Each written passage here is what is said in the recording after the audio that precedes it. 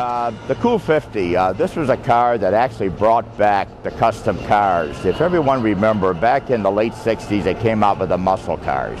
And during that period, everyone sort of got away from the street rods, from the custom cars, and because you could actually go out and buy a factory one. So why go through a couple of years process of building a car? The Cool 50 was started by Richard Zoke back in California in the mid-70s. And what Richard wanted to do was build a great 50s custom car, which he ended up doing with the Cool 50 here. It was worked on by, most of the body work was done by Bill Reisner. The paint job was done by him. Richard showed the car the first year at Oakland, and people just went wild over it.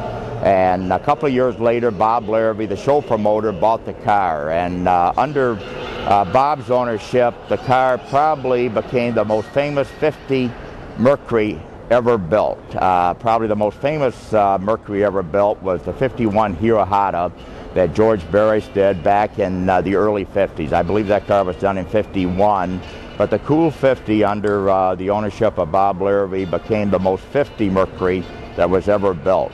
And the car was repainted back in the early 80s by Rod Powell in California, and this is still the original paint job that Rod Powell put on the car.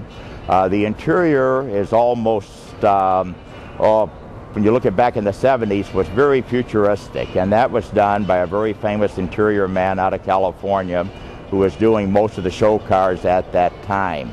I've known Bob for 40 years and ended up buying the car from him, I believe in about 2001, and I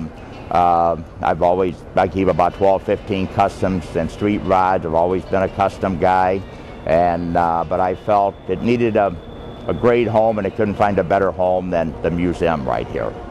And fortunately, this was a car that brought back the custom cars that you see today. People started building them in the late 70s, throughout the 80s, and it's continuing today.